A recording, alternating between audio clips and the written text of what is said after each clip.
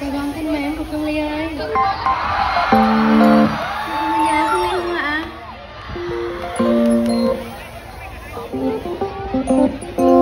Em không được xinh đẹp, không hay cười duyên, chẳng biết làm sao cho trông thật ngoan hiền.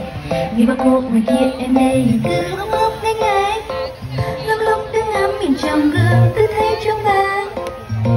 Nhưng mà anh ơi, em rất là vắng người, không lát cả ham cho em hồn nhiên.